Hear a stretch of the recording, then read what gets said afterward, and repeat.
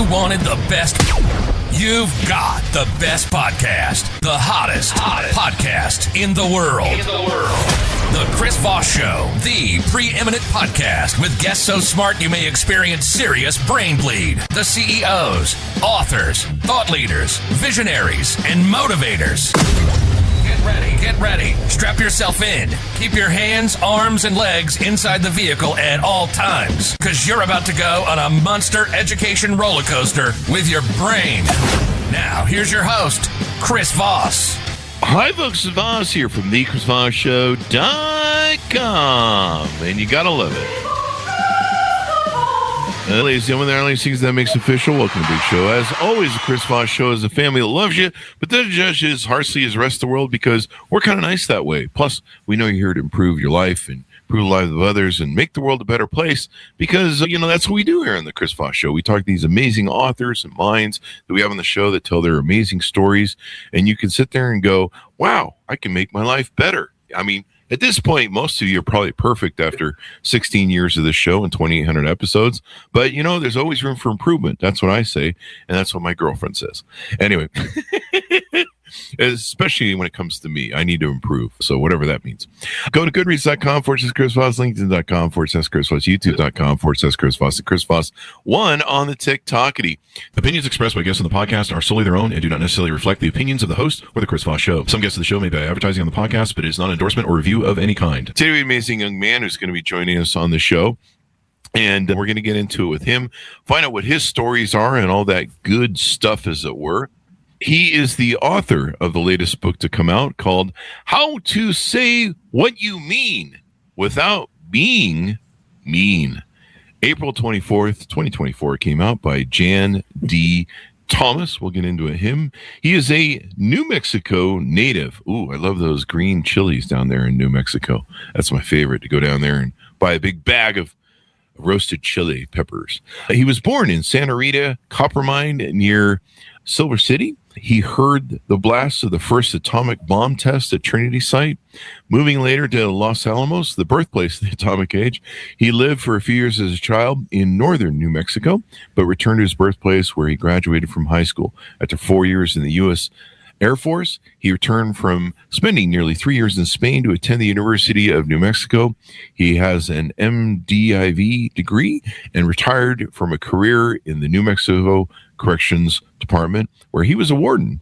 He's worked in prison ministry camps and groups, helped found a faith-based program in New Mexico, and became the first national director of Celebrate Recovery Inside, a prison application of the program. He was married to his late wife for 54 years before she passed away in 2019. He has 3 children, 6 grandchildren, and 14 great grandchildren. My God. Welcome to the show, Jan. How are you? Fine, thank you. Thank you for having me. Thank you for coming. We really appreciate it. And you've lived quite the life. I think, the atomic life, as it were, from the sounds of it, of your youth. Very bright, radioactive youth. And I live in Las Cruces, which is right across the mountain from the White Sands Missile Range. Oh, wow. I know a lot of rocket scientists as well. You should tell people, being near the bomb when it exploded gave me this beautiful radio glow that I have. This. So give us your .coms, your websites. Where do you want people to find you on the interweb, sir? You can find me at JanDThomasBooksandPaint.com. JanDThomasBooksandPaint.com. Okay. I'm both an author and an artist. All right. So do you do stuff other than books? Do I what now? You said you were an artist. Do you do something other than books? Is there another art form you use? Oh, yeah. I paint pictures. When I get tired of writing, I paint. When I get tired of painting, I write. Ah, that's good. That's good. I don't watch television. So. Yeah, that'll rot your brain watching television. But listening to podcasts is fine. So, Jan, give us a 30,000 overview. What's inside your book? Inside my book, it's about a 40-year work. When I was the warden at the Roswell Correctional Center, Oh. I was asked by the New Mexico Corrections Academy to design a program, or at least a class, to teach correctional officers who were being promoted to sergeant, lieutenant, captain, and so on, how to communicate better so that they didn't get themselves into trouble with inmates. Sometimes, they get into arguments with inmates, and that escalates into where somebody gets hurt. And so I did that for several years. And then when I retired, the material was redone in a format for inmates for a faith-based program that we started about 28 years ago. And we did that in the prisons now for a while. And then I decided it was of some value, and so I decided to put it in a book form so that we could get it out to everybody else. I think we need to know how to make friends rather than make enemies. I wish our people in Washington could learn that one. Yeah, that definitely would. Learn how to make friends instead of enemies. I think we're all guilty sometimes of not thinking through what we say, and we say something that sometimes can be mean and hurtful to other people. And, if we have a conscious or emotional intelligence, we regret those things. But give us some samples of how we can say things that we mean without being mean. One of the things, you mentioned that we sometimes just blurt things out and we don't think about them. But there are 4 words in the English language that are pretty healing if they're meant in the right way. And that's, can you forgive me, please? That's something that will heal a lot of things. And, you have to back it up and say, look, I was wrong. And, be honest, I think, is the way that we come across to people, and then not do it again. Those are things that I think I've learned pretty much how to keep from doing all that. But, where's the fun in that, not doing it again? I like doing bad things and then apologizing and then just keep doing them. Just keep doing it. After a while, somebody's going to get mad and go away. That's true. Something. That explains some things. That might explain why I'm still single after all these years. But yeah, that would make sense. So yeah, I've been around prisons.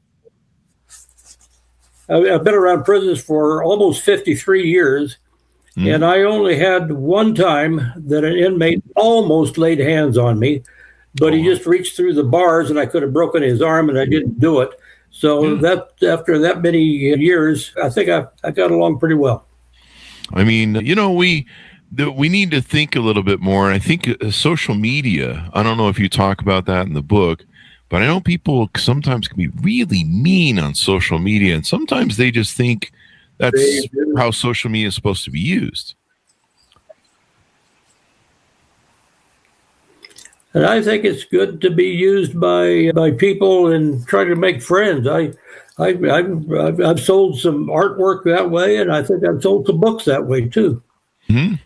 Yeah, I remember one time I was on Twitter, and we were kind of a big deal back in the day, and this guy just started trolling me, and there was something I was sharing that just kind of had a truth that was hard to argue with. It was like one of those eternal truths, like they have a lot of books and tomes, like do good unto others so they do good to you. It was something like that. It wasn't like something bullshit I was trying to put over on people.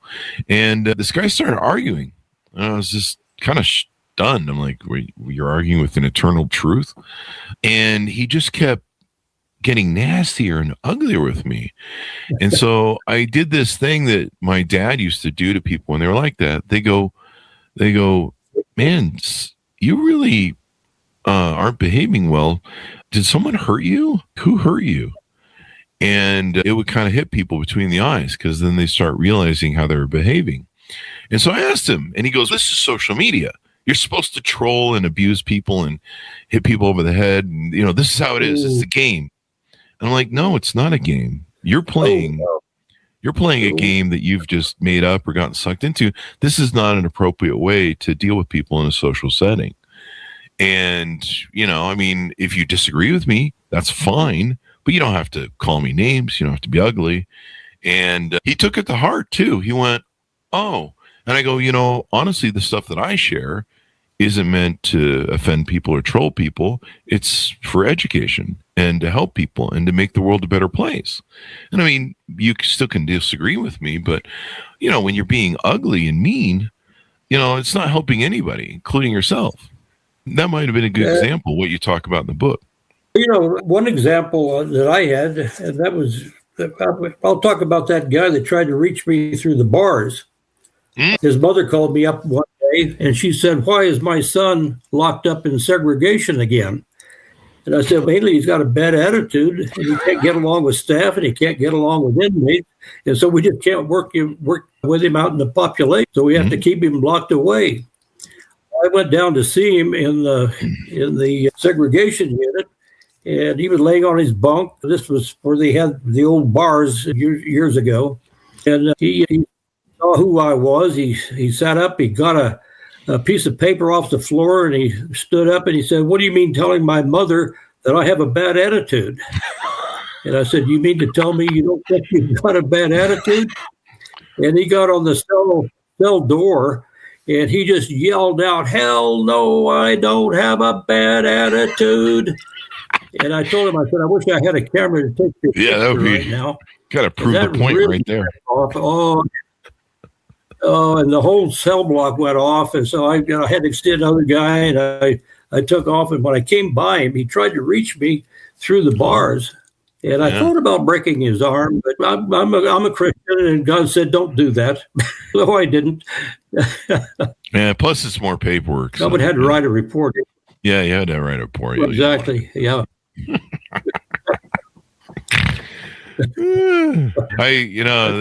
If I was ever a police officer, the pedophiles would never make it back to the station, and my boss would be like, "How come your gun always accidentally goes off in the car whenever you have a pedophile, you bring him back to the station?" I did catch him with the kid, but also, it seemed like it was going to be a lot of paperwork. That's why I'm not a cop. And So what are some other techniques or maybe some examples that you've seen in addition to, the prisoner, where you've seen people be mean? And what was there a proponent? Was someone really mean to you? And you're like, I'm going to write a book at, this sort of thing? Or what was the instance that gave you the catalyst to want to write the book? I don't think I had any one catalyst, but I did have an incident when I was 6 years old. A drunk caught me, and he put a knife to my throat, a pocket knife to my throat, and the neighbors around were laughing at me. They happened to be Hispanic, and I happened to be a gringo. And where I was, that was not a good thing. Where I am now, I get along very well with Hispanics, but they didn't like anybody who was an outsider. And so I went home and I told my mother. She didn't believe me. Really? And there's things like that that you really begin to hone in on. That I could either get mad or dislike everybody that wasn't like me, or anybody that looked like they were going to hurt me, or I could decide I'm going to try to do something to keep or to help people to not be in that kind of a mode. You can't let one bad person can really taint our value of other people or stuff. I wasn't sure if you were going to kick in there. So we can't have that shape, but we do have to think. I think we have to be conscious a lot of times about what we say, how it's going to be received. I've been guilty of being pretty blunt, and sometimes I want to throw a jab in, or sometimes I'll look at what I write when I edit it, and I go, okay, you don't need to throw that punch in there. We don't need to use a name call. Let's see if we can finesse and be a little bit more professional. Sometimes with me, the first response is not the response to send. So how can we do better at being conscious of what we're about to say and, keeping from being mean? One of the things is try to listen to yourself as you talk. Like you said, you were, kind of looking over what you were writing, but you can also look over what you're thinking. And you think, how would I receive that if somebody were to say that to me or do it in that way. You know, sometimes the tone of voice is enough to really set things off. It doesn't matter what you say. Sometimes it's how you say it, and you can tell people the truth. We call it truth in love, rather than just try to bash somebody over the head with it. And usually, if I get bashed over the head, I don't like it too much. That's true. And another thing is to listen to people. What? And ask them a lot of questions about what's going on with them. I was just having fun with you there when I said what. Anytime somebody says, listen, Chris, I go, what? What? Anyway, but yeah, we need to, some people, there's some people that don't have an inner dialogue with themselves. Have you ever heard of that? It's 50% of the American population, or the population of humans, doesn't have an inner dialogue. Sometimes they see in pictures or videos, or sometimes they just blurt, I guess, whatever comes out of their mouth. Any remedy for those folks?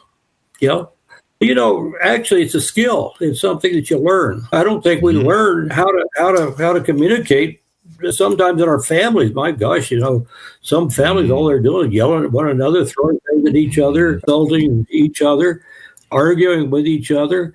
And if you grow up in that kind of a situation, you have to unlearn some of the things that you've learned before. Most of the things that we argue about have no meaning at all. I can remember my parents, they got into a big argument one time over brown gravy, for gosh sake. My mother had cooked a roast in the oven, and she used the drippings to make gravy. My father looked at the gravy and he said, "You burned the gravy." And what she didn't hear was you burned the gravy. She heard, "You don't like my cooking." Oh. And so they got into an argument, and my dad got so mad he left the house, and my brother and I were sitting trying to figure out who we were going to live with if there was a divorce. It never happened, but it was over, brown gravy. Yeah. Well, I guess gravy is brown. So how do you know when it's burnt? I don't know. This is for another podcast, probably. What are some other tips or comments you share with people in the books on how not to be mean and communicate effectively? I think I'd like to read at least one little paragraph that I have. Sure. And I think it kind of sums up the whole book. It says, when your final word is spoken and your last breath is drawn, nothing will matter except God and those people whom you have loved. Only that love will last in eternity. You will see them again if they're in a right relationship with God. But all those things that you thought were so important to you will be dust and ashes, nothing more. And I think that's the bottom line for...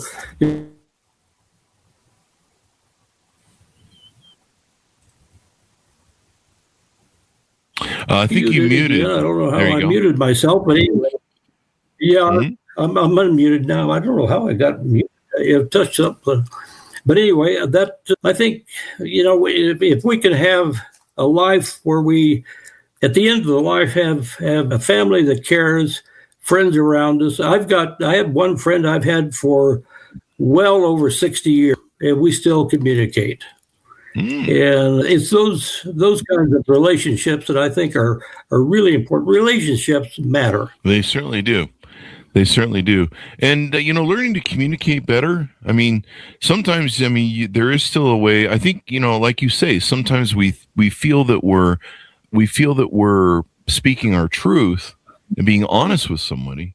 But sometimes, that can fall funny. It can fall weird. There's times where, I've said things that I didn't intend to be mean, but, in thinking about maybe some of the key words I used, they were mean, like, hey, stupid, I've always found that sometimes that always gets everybody. That always sets them off. I don't know what that's about, but yeah, I've kind of found a lot of times when I edit my emails and stuff, and when I try and self-edit and when I'm interacting with people, I try and think about it, and I usually look for keywords. I'm known for if I want to punch hard, I can punch hard. I can get the people. I'm surgical that way. When I've when I'm pissed off and I got to fix something. And sometimes I can really go overboard. Like I can beat people over the head for too long. Like they've gotten it, they've asked for forgiveness, and I still keep doing body blows. And so I have to watch myself. Yeah. But, keywords of being, what's the word I'm looking for? Keywords that, you're being insulting, you're talking more about them and their character as opposed to addressing the behavior that you're trying to address. You guys always do this. And you sometimes become a bully with your voice.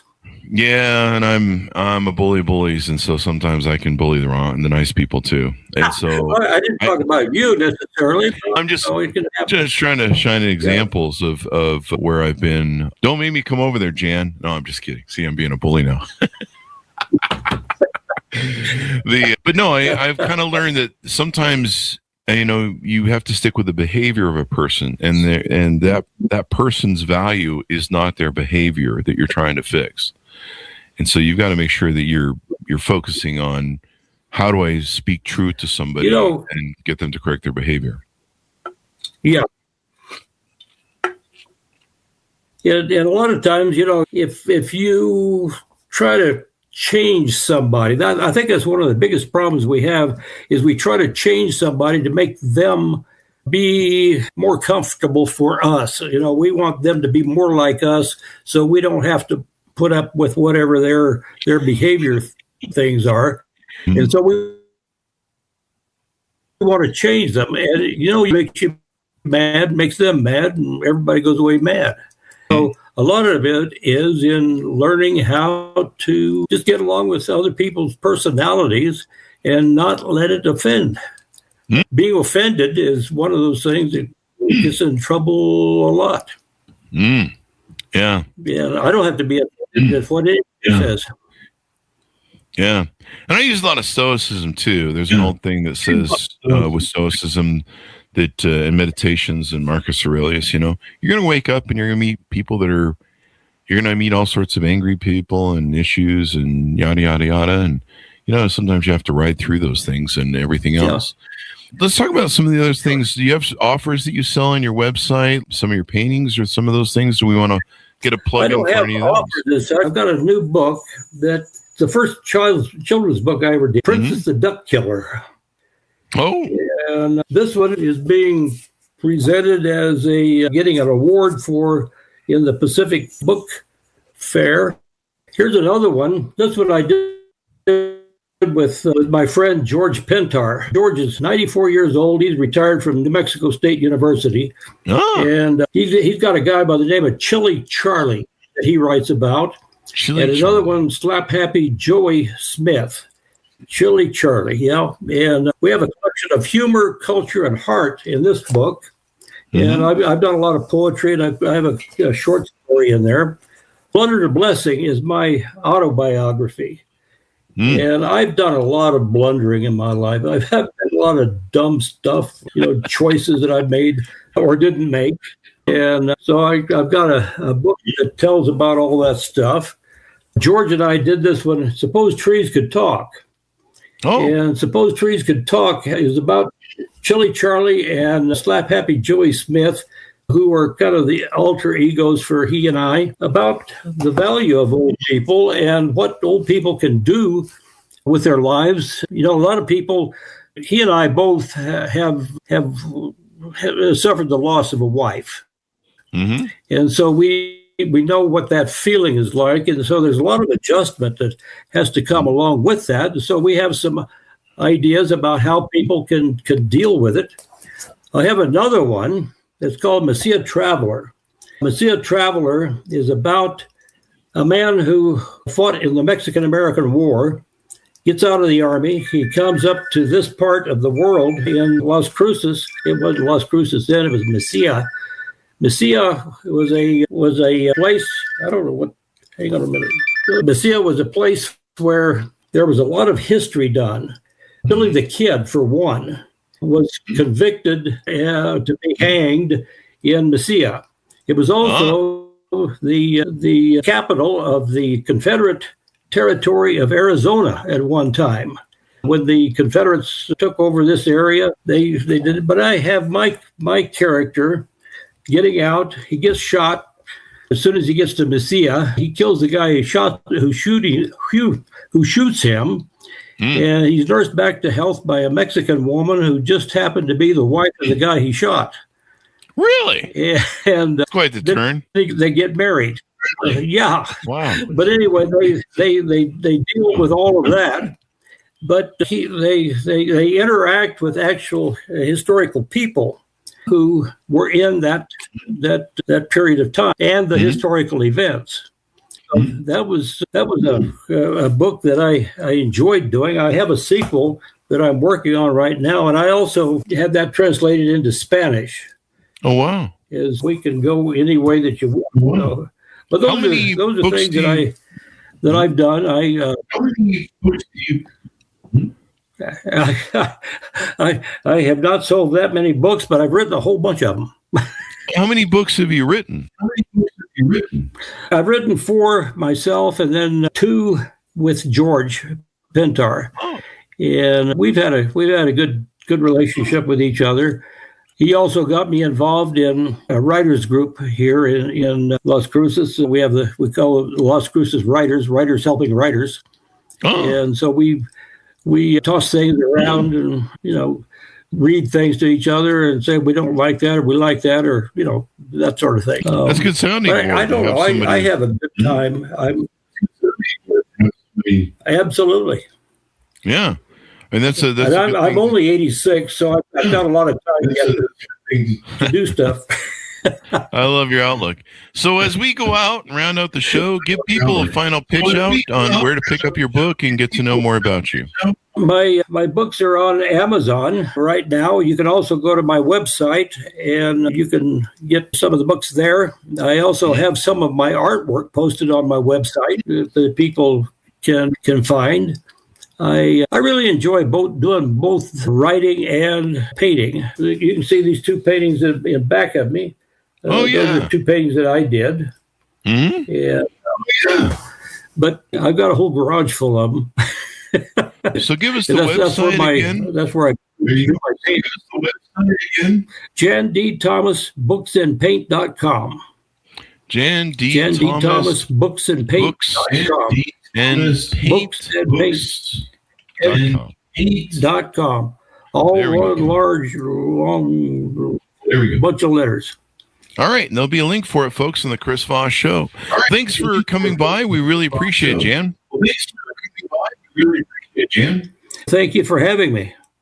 Thank you, and thanks, Jonas. I enjoyed being had. Thank you.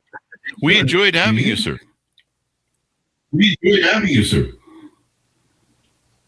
I think we got a little internet delay. So, folks, order up the book wherever fine books are sold. How to Say What You Mean Without Being Mean, April 24th, 2024. Be good to each other. Stay safe. We'll see you guys next time.